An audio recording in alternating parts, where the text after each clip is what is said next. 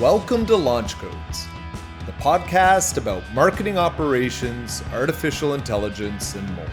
Each week, you'll hear from experts as they share insights, stories, and strategies. Welcome to episode 5. I'm your host, Joe Peters. On today's episode, we're covering the first shakedowns in the AI industry, the next generation of marketing operations, answering a question from the MOPs community, a couple of hot takes, how to know if your MOPs team is ready for AI, and what personal information would you give away for a good deal. Today, I'm joined by Matt Tonkin. Morning, Matt. Hey, Joe. Which Hey, Joe. topics are you excited about today? I think personally most excited about next generation of marketing ops. It's always I know personally getting into marketing ops, I think back like I don't really know how I got into marketing ops. I just kind of got thrown at it. So it's interesting to think of people now planning their careers and like learning things specifically to get into this. Because I think a lot of people in the space are like me. You just sort of fall into it. Yeah, there was no marketing ops program at college or No. university, that's for sure, right? No, you just sort of, you get handed a system, it's like, "Do you know how to do this? I'll try." Especially when you're Or young, will you right? just, You just figure it out. yeah, figure it out, Matt? Yeah. All right. Well, let's talk about our first topic, which is the first shakedowns in the AI industry. And this came from the CEO of the Atlantic, Nicholas Thompson. I have a real soft spot for his daily videos that he produces on LinkedIn. And so, what he was saying, where we're seeing the shakedown appearing at first, is companies say they're solving complicated problems with AI, and what we saw maybe, 3 or 4 months ago, maybe a little longer, they're using API calls to GPT 3.5, but they're not really doing anything besides that. And so when you do that, one, you have no barrier to competition, and two, GPT-4 comes along and is working better than your finely tuned GPT 3.5 model. What do you think about that, Matt? Yeah, it's interesting because I think it's true. I've seen a few of these, companies where, yeah, it's just essentially it's a really nice looking way to interact with, ChatGPT, essentially. Um, I don't know if that's necessarily I guess it depends on the market, right? Like, in our space, I think we have enough people that we know and team members that are capable of working directly with the systems that it doesn't make sense for us. But I can see when you don't have that level of technical knowledge, having a nice clean setup that you can work with, there's a real benefit to that. Um, but yeah, it's sort of what's that worth to you, right? Exactly. And what we're seeing is so many new features are being added into GPT. It seems almost on a weekly basis. Last week, with the ability to upload a photo and get it to interpret it for you. And I think, in a week or so, we're going to see the Dolly 3 integration. I, If you're getting a lot of bang for your buck with GPT-4 with the, pro yeah, subscription. Wow. what You've gotta have a what's real the point? value proposition Yeah, with these other tools. yeah, definitely. And I think you're right. Like ChatGPT did the work on getting the actual model out, getting the base interactions, and yeah, companies started, building a nice way to interact with that. Doesn't mean ChatGPT is going to just sit around and not start making it smoother, making it cleaner. Um, yeah, to me, it's that balance of what's the target market, who's actually interacting with it. And I think there's areas where it's a skin over it to but it makes it good for teams to collaborate and work together. Whereas, there's some sharing available in ChatGPT, but maybe it's not quite what a Mhm. team is looking for yet. There's a few benefits, but I definitely see, where are those going to be in 6 months? Yeah, and if you are one of those platforms, you've gotta keep on innovating. Staying still is not a real option right now, and if you're based on sort of a structure around GPT 3.5, you're gonna be in trouble. Yeah, because it does if the results aren't as good, it doesn't matter how clean it is, right? Yeah, and what kind of moat do you have? There's 0 moat in that Yeah. situation. So, I think we'll continue to see some shakedowns, which is very normal, when we start to have further adoption of technology.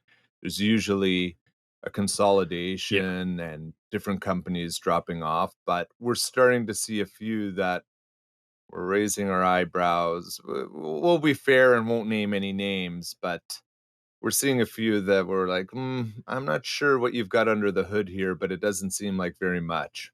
Yeah, definitely. All right, well, let's move on. Matt, question for you. How are your fortune telling skills? Very, very bad, Joe. I think, in the, like I I think in the early 10s, I thought I was gonna, grab some Bitcoin, and I'm like, whatever. I don't need it right now." And I think I looked like if I'd put, like, $100 in that, it would've been good for me, but so bad, to say the least, but maybe a bit better for talking about marketing operations than financial advice. Right, right. Or predicting your hockey team's winning seasons and things like that I and can playoff predict that. prospects. I can predict that. That'll be we could have a whole other episode on that altogether. Yeah. Matt, unfortunately, is a Maple Leafs fan, and, we have a little bit of a problem with that from time to And time. However, let's stick, to the script here. yeah. The next generation of marketing operations, AI has enabled teams to carry out marketing automation functions in no-code, low-code situations, which is really bringing about less dependence on IT teams. So, Matt, do you think that coding is still a necessary skill in MOPS, and will it be that way in 5 years from now? So, it's interesting because this implies that it has been a necessary skill. And while it's Right. definitely a important skill, and I think for career growth and just troubleshooting on your own, it's definitely important. I think a lot of people in MOPS can get by with maybe rudimentary knowledge of it. But that's not to say it's not really important and can grow. So is it still necessary? I'd say if you want to, not have to be investing hundreds of thousands of dollars in developer agencies or things like that. Yes, definitely is. But I think the idea of will it still be in 5 years comes down to more where you get your code from, how it comes to you. So is coding still necessary? I used to go to different sites and like how do you do this in whatever CSS or Python, whatever I'm doing. Now you can go to GPT and it's giving you the code, but it's not usually perfect.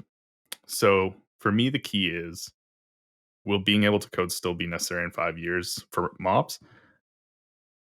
Yes and no. Code literacy, being able to read the code and understand what it's trying to do and at least modify it. That's where I found myself lately is, I'll ask for something, it spits it out, and I can at least understand what it's doing. And when something goes wrong, I can troubleshoot it and say, like, oh, okay, I can see why this isn't working. Maybe I wouldn't have been able to write it from scratch easy, but I can at least understand what's happening. And I think that's the important part is the literacy of it. Yeah, I think we're seeing that in everything. If you're just in a situation where you have 0 background information or context, GPT may seem like a genius, but you don't have anything to filter that against. But what I've found when you actually have any in-depth knowledge around a topic, whether that's coding or an issue or a technology, and you ask GPT around it, you're gonna need to fine tune it, and it's gonna maybe be 80, 90% right, but it still requires a little bit of work on your part, and that's no different with the coding. You need to have a foundation there if you're gonna be able to build upon what's being generated for you. Yeah, you don't know what you don't know. It's the same with anything, right? The idea of hallucinations within Chat GPT. if you don't know what you're asking it, you have no idea if it's actually hallucinating or not. But, you ask it a random history question and it's like, I don't think we went to the moon in 1420 or whatever the case, you can, right? Like, no, that's not quite right. And you can say, are you sure? And they'll be like, my apologies. You're correct. I'm wrong. And that sort of thing. So whether that gets less important as the models are refined and things get better, that's a possibility.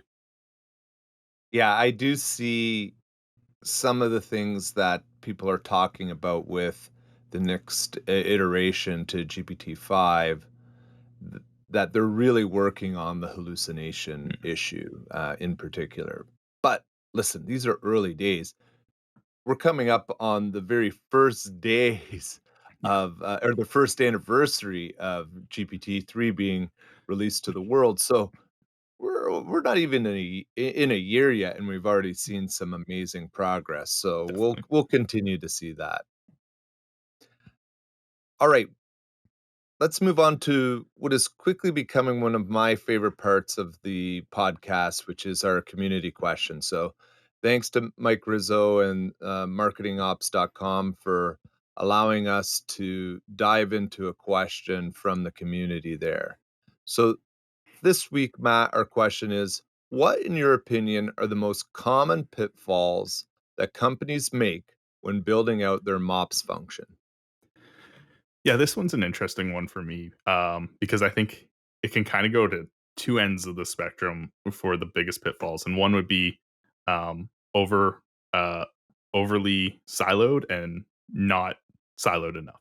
And what I mean by that is, a lot of times when you're building out the marketing operations function and marketing in general, it's sort of an attachment to sales or an afterthought. And, it's not really contributing in the way you'd think of a true revenue operations setup where marketing collaborates with sales, collaborates with customer service. So I think sometimes it can just kind of be forgotten about. And, you maybe hire someone who's really junior and, hey, I shouldn't say anything because I told you earlier in the podcast that that's essentially how I got into MOPS, right? Is I got thrown in and said, Yeah. hey, figure this out. But that's probably not the best way to do it, even though I think it's how a lot of MOPS people develop now. It goes back to, what's that new generation look like? And I think that's building out a cohesive um, RevOps where, everyone's working together. That doesn't mean that you can't have some separation for marketing to, get their own tools that are going to work for them. But it's about that collaboration while still knowing what job is being done. So that's sort of where I'd go with it. Yeah, it's amazing to me when I speak to different people in different industries. I feel like B2B SaaS and B2B tech have really figured out the concept of RevOps and the idea of having that even at the we can even exclude customer success for the time Mm, being, but just that sync up between sales and marketing and how it can be so much better than it has been historically yep. when you build that concept out in the organization. And Mhm. we see it so much on a daily basis because that's what's we're living and breathing, but it's still a foreign concept to a lot of organizations. A lot. But I also think there's a maturity that happens not only in thinking about the structure and building out the teams, uh, but also as the organization evolves itself. So if it's, moving from mid-market to, Mhm. to large size mid-market to the beginnings of enterprise, there's gonna be an evolution and a shift in the building out of the team just as a Yep. function of scale too. Definitely. And it's so hard to plan for that sort of growth, right? To say like, okay, we just need this right now, but we want to build a team or build a tech stack that allows us to scale. And it's really hard. Um, I think smart organizations can do that. If they have a question and say, "Matt, what does a 5-year growth plan if we're doubling every 2.5 years?" mhm. Then you can start to think about that. Yep. I thought there was an interesting post by Daryl Alfonso last week on three tiers of marketing operations structures, showing from kind of the smaller SMB moving up to enterprise and how that cascades out. And obviously, he had an ideal structure there, but I think that actually there are routes for people to think through and consider as you're building out your teams. Yeah, and I think that's all about having that experience early on. So like, okay, here's if we're going to grow like this is how we have to prep. This is, in 5 years, this is who we need. This is what we need. We don't need it now, but we need to know how we get there. And some of them are just really great additions, like, let's add some analytics Yeah. capability into our team so that, we can do some Mhm. really good custom reports and make some great strategic decisions that from the data that we're Yeah. presented with. Yeah. And that goes back to the whole RevOps tying that together. Everyone can use that data. Yeah. Anyway, we could spend a whole Yeah. podcast just on that, but let's move along here and like to thank our sponsor, Knack, for sponsoring today's episode. Knack is the no code platform that allows you to build campaigns in minutes. Stop wasting time and money on hand coded templates. Visit knack.com to learn more. That's KNAK.com. All right. Well, we're moving on to our hot takes section of the podcast. And the first question is, your MOPS team ready for AI? Before deciding on which tools to ask if your team is ready. And this is a Forbes article, had three questions. I'm going to read those out so that we can tackle them all. Do we have an experimentation and feedback loop process in our organization? Question one. Do we have the right data and quality for implementing a generative AI project? That's two. Do we have the right team with the skills and mindset to work on the next AI project? That's the last one. What are your thoughts here, Matt? Yeah, number 1, so, like, the experimentation and feedback loop is interesting to me because I think it covers that idea of, you probably have a lot of team members who are already playing around with this. So, it's not like you need to get people going on this. People are gonna find it just on their own and play around, but a lot of people just aren't thinking about this in their day-to-day work life. So, how can you capitalize on that? How can you, understand what they're doing and share that? I know I've had conversations with our team members where they say something about what they're doing with ChatGPT, and I'm like, I didn't even know you could do that. There's a plugin for reading full PDFs, and I've been like copy and pasting like bit by bit and saying like, okay, just let me finish pasting these 4 lines because you can't read more than 2,000 characters or whatever. And there was a thing I could do the whole time and save time. So just having that conversation and iterative process and tying that in with business goals apart from just whatever personal goals people are doing. Yeah, I think the more we can think in use cases and defining it that way and drilling down, I think can really help organizations advance their AI adoption. But I like that second question around the right data and quality for implementing a generative AI project. Mm. Matt, before there was even AI, we've been working with dirty data Yeah. and helping our clients solve that issues for a long time. So it's no different here, Yep. but maybe it's more important than ever to help resolve some of these data issues, especially around quality when you're looking at what your opportunities are moving forward. Exactly. The dirty data is a huge thing we talk about all the time, and the concept of right data.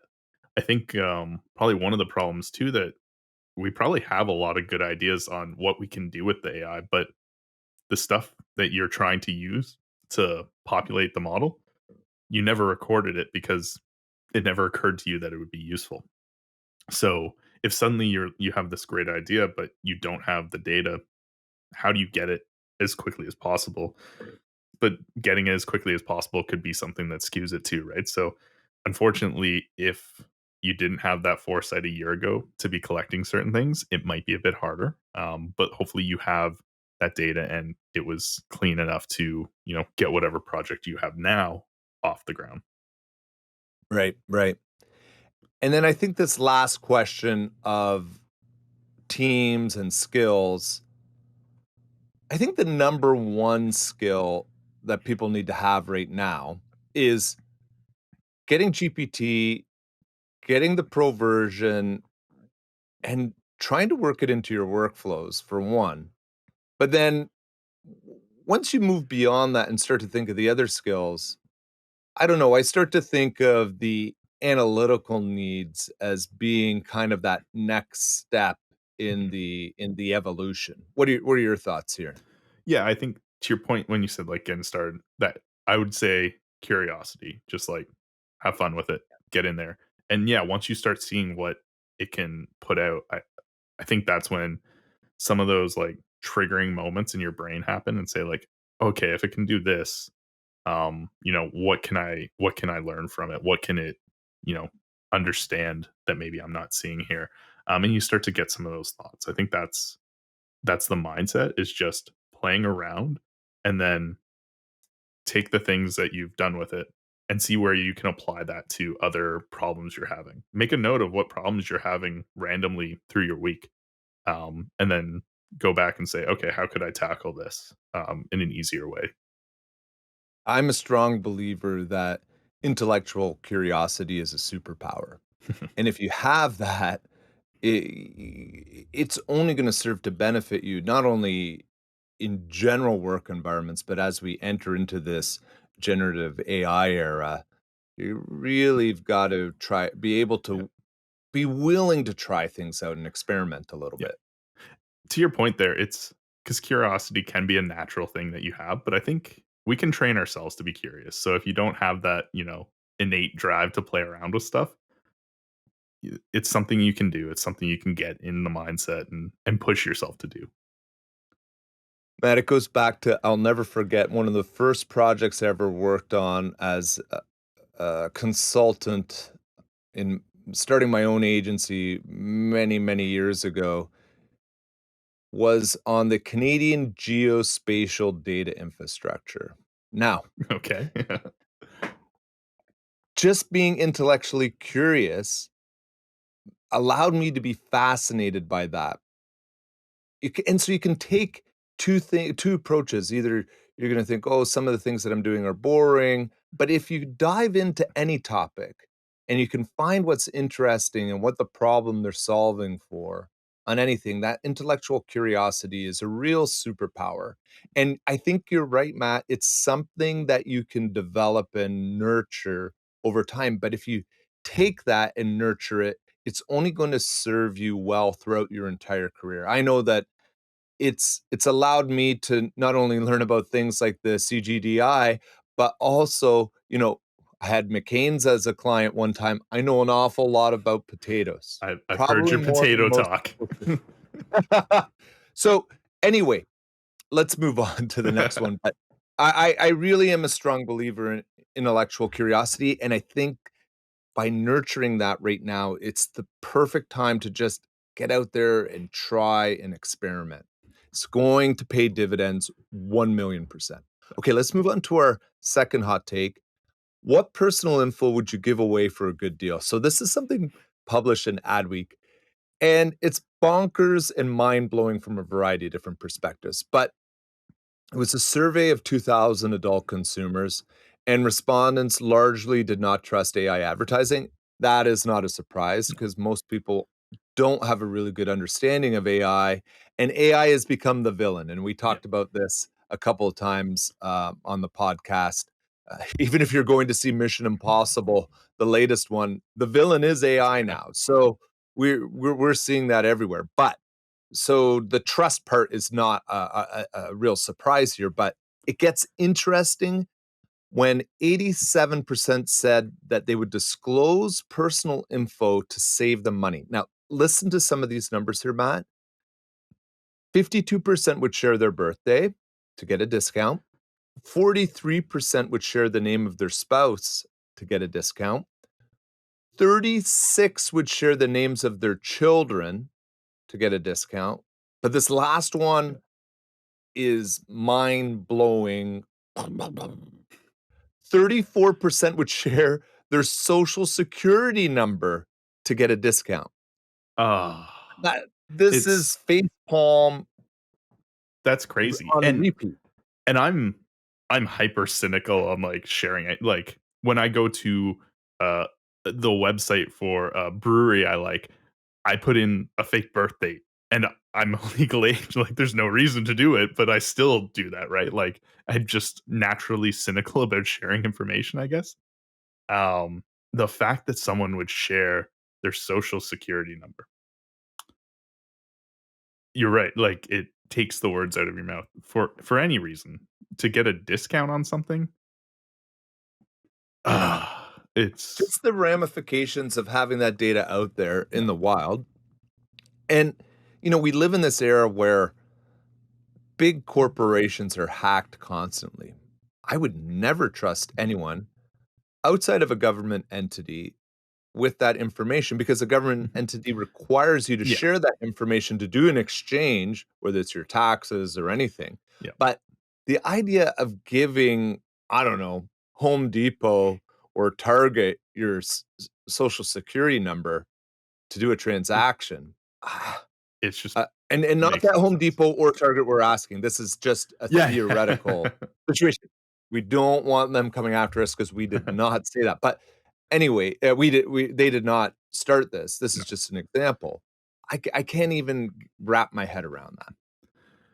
and it brings, to the forefront too, and this I know is external from AI, this is just stuff people would do, but as things like scams get more evolved, right? That's the dark side, and that this many people are willing just to give away very personal information for $10 off of whatever, some shampoo, who knows? Uh, right? It's concerning for me just from a you know economic standpoint how much money is going to be lost more to more efficient scamming than already is. No, and I think of the older members of my family, and the scams are just getting better and better.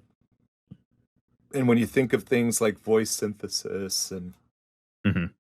all of those things, it's just gonna get more and more difficult to understand what is real and what is fake and what is a scam and what is an obligation that you have to do. So, yeah, this one is a little bit mind blowing. It reminds me of another thing that came out last week.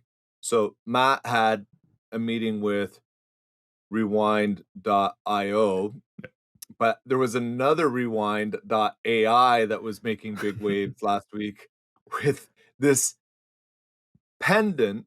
So a necklace with a little pendant, maybe the size of, I don't know, a tip of a Sharpie pen, maybe even smaller. Not the tip, but maybe the cap. All right, maybe Yeah. half of a cap if you're trying to think in scale here, Yeah. maybe an inch or so.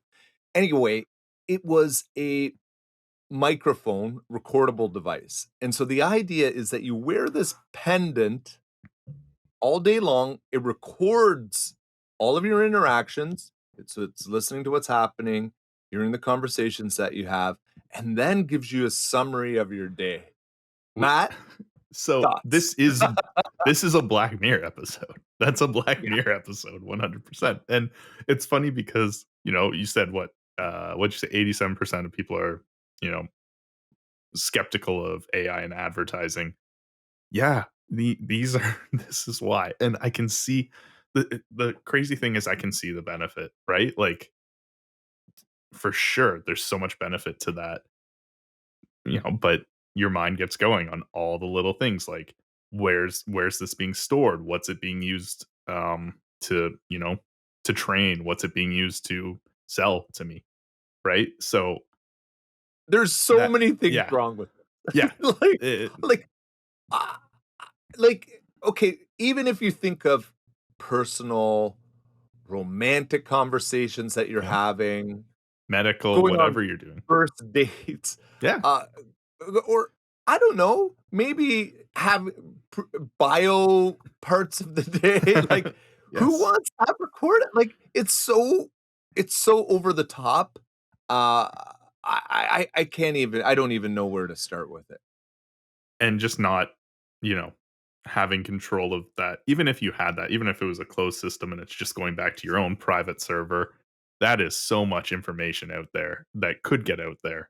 But for it to be stored on some server Whew. in Palo Alto or something, it's a little concerning. That's one thing, but, like, what are you gonna wear, a big, consent button? Do you consent Yeah, a lot to of allow me to record this all day Yep, long? a Like, lot of I places don't are two-party consent, so that's another factor, right? I can't see this not triggering, legislative, action from most countries. well, there was a pretty big backlash, but Yeah. I'm sure there's gonna be people that use it. Anyway, it's been a crazy week. It seems like every week is a crazy week, but let's get down to our final section of the podcast, which Okay. is our pairing section. So this week, I have a special album near and dear to my heart. One of my favorite bands. Well, let's not just say one of my favorite bands. It is my favorite band.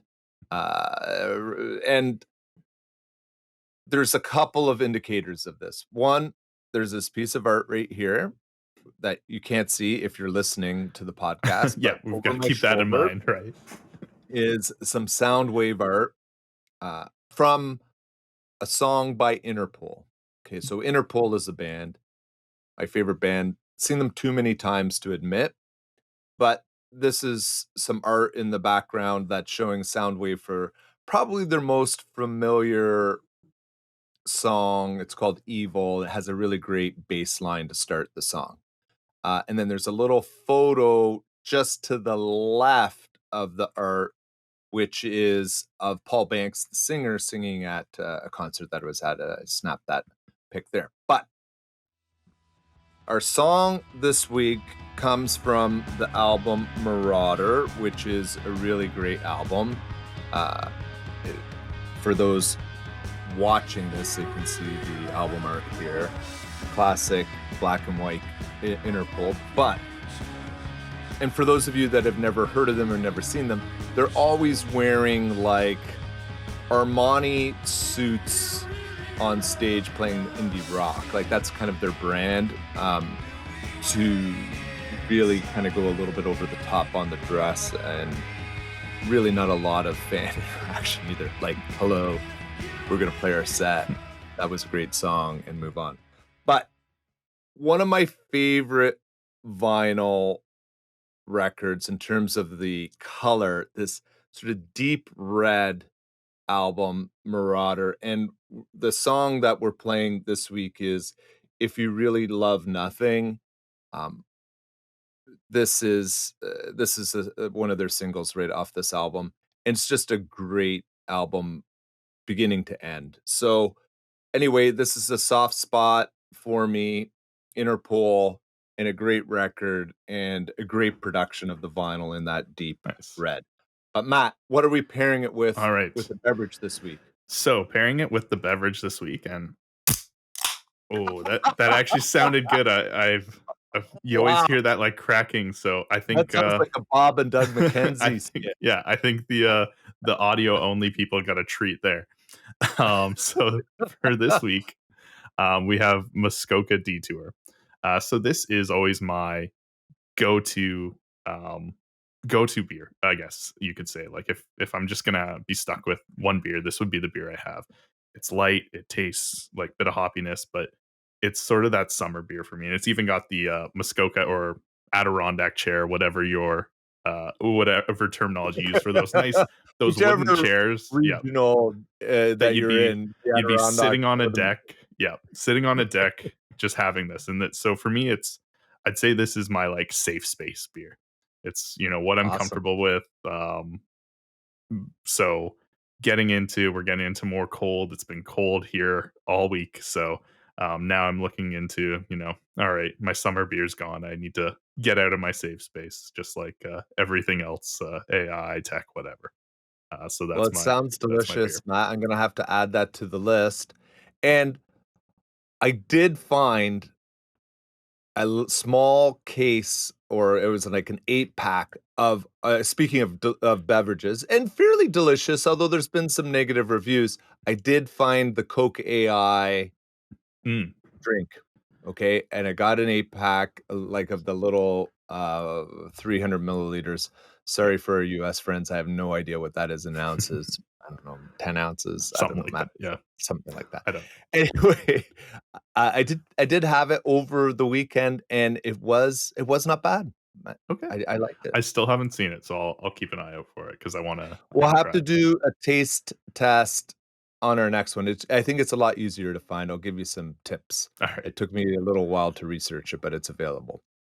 But anyway, well, thanks, Matt, for a great podcast this week, Yeah. and thanks to Thanks, all Joe. of you for listening. Be sure to subscribe, rate, and review. You can find us on Spotify, YouTube, Apple Podcasts, and Google Podcasts.